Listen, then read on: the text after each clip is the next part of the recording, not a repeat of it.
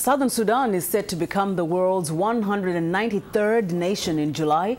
Africa's newest country will also join the ranks of the world's least developed countries because of decades of war and neglect by the government. A major lack of infrastructure will also slow the growth of the new nation. Viewer Scott Bobb reports from Juba. Residents of Kapoweta, a town of 10,000 people near the border with Kenya, recently celebrated the inauguration of an electrical plant and distribution system, giving them electric lights and power for the first time in decades. This is the second of 3 rural electrification projects funded by the United States aimed at boosting business and security in remote parts of southern Sudan. Energy Minister Garang Akuong called the project part of the peace dividend people are beginning to see 6 years after the end of the war. But he acknowledged these are baby steps.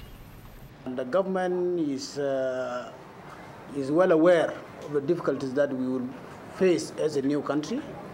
It is going to be very challenging to try to rebuild the economy that has not been existing actually. Southern Sudan, the size of France, has only 50 kilometers of paved streets and no paved highways. The 200-kilometer road from Juba to the Ugandan border is an economic lifeline to Kenya's ports and the outside world. It is being paved with $200 million from the U.S. government. Other programs are to bring water and sanitation pipes to communities that have known only water trucks and septic tanks. U.S. Consul General Barry Walkley says Southern Sudan will need help from everyone, including international donors. We'll be working on agriculture. We'll also be moving into health and into education. And wherever possible, we'd like to continue this electrification project that we have going.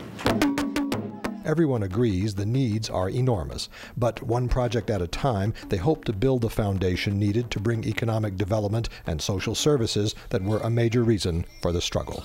Scott Bobb, VOA News, Juba.